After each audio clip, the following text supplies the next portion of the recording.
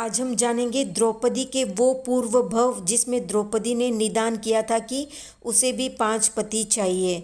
तो अब जानते हैं द्रौपदी के 5 पति क्यों हुए, कैसे हुए, किन कारणों से हुए। एक नगर में 3 भाई अपनी 3 पत्नियों के साथ रहते थे। तीनों ने मिलकर निर्णय किया कि हम साथ में मिलजुल कर रहेंगे ताकि आपस में प्रेम बना रहे। एक दिन बड़े भाई की पत्नी नागश्री ने तुम्बी की सब्जी बनाई। सब्जी कड़वी निकली तो उसे फेंकने के लिए एक बर्तन में डालकर रख दिया। संयोग से उसी समय धर्मरुचि नाम के मुनि भिक्षा के लिए वहाँ पधारे। नागश्री ने बुरी भावना से मुनि को वो कड़वी सब्जी भिक्षा में दे दी। भिक्षा लेकर धर्मरुचि अपने गुरु के पास आए तो गुरु ने सब्जी देखकर कहा, ये सब्जी खाने योग्य नहीं है, बाहर जाओ और इसे भूमि में विसर्जन कर दो ताकि कोई पशु पक्षी भी इसे न खा सके, क्योंकि जो भी खाएगा वो मर जाएगा। ये सब्जी कड़वी तुम्बी के कारण जहरीली हो गई है। मुनि भूमि में परतने के लिए बाहर गए।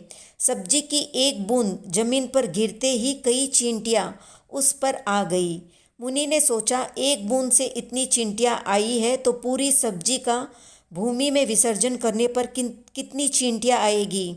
ये सोचकर उन्होंने उस सब्जी का विसर्जन नहीं किया और खुद ही खा लिया।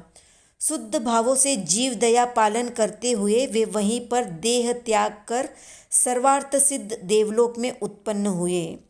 जैसे ही सबको धर्म रुचि की तुम्बी की सब्जी खाने से मृत्यु का समाचार फैला, सब लोगों ने नागश्री को दोष देना शुरू कर दिया। यहाँ तक उसको साधु की हत्यारिन तक कहा जाने लगा। घर वालों ने उसे घर से बाहर निकाल दिया। लोगों ने उसका जीना मुश्किल कर दिया। इस तरह भटकते भटकते उसके शरीर में एक साथ 16 महारोग उत्पन्न हो गए। रोगों की कष्ट वेदना से मरकर वो छठी नरक में पैदा हुई। छठी नरक से निकलकर नरक और जानवर योनि के कई भवों में भटकती हुई चंपा नगरी में सागरदत्त सेठ के यहाँ पुत्री के रूप में जन्मी। इसका नाम सुकुमारिका रखा गया। जब ये विवाह के योग्य हुई तब उसी नगर में रहने वाले जिनदत्त सेठ के पुत्र सागर के साथ इसका विवाह हो गया। लेकिन पाप के प्रचुर उदय के कारण सुकुमारिका के शरीर को स्पर्श करने वाले का शरीर जलने लग जाता। सागर को भी उसके शरीर का स्पर्श अग्नि के समान जलने वाला लगा। वो भयभीत होकर रात्रि में उसे छोड़कर चला गया।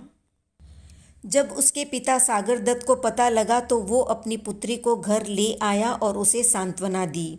एक भिखारी को बुलाकर उसे वस्त्राभूषण से सजाकर उसके साथ उसका विवाह कर दिया। सुकुमारिका के स्पर्श से जब उसका शरीर भी जलने लगा तब वो भी उसे छोड़कर चला गया। सुकुमारिका दुखित हो उठी।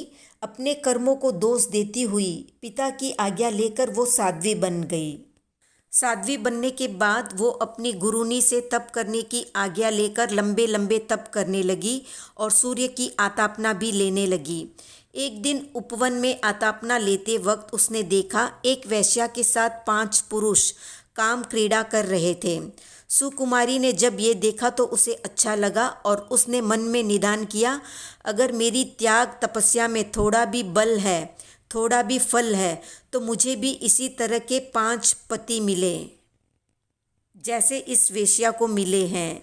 इस तरह का संकल्प करके वो अपने चरित्र में दोष लगाने लगी। गुरुनी ने उसे टोका भी, पर वो स्वच्छंद बन चुकी थी। दोषों की आलोचना किए बिना ही वो मृत्यु को प्राप्त हुई और प्रथम स्वर्ग में उत्पन्न हुई। वहाँ से पांचाल नरेश द्रुपद के यहाँ पुत्री रूप में पैदा हुई और उसका नाम द्रौपदी रखा गया। तो ये थे द्रौपदी के पूर्व भव और उसके 5 पति होने का मूल कारण। आगे की कथा हम सब जानते हैं। वीडियो पसंद आया तो लाइक, शेयर, सब्सक्राइब करें।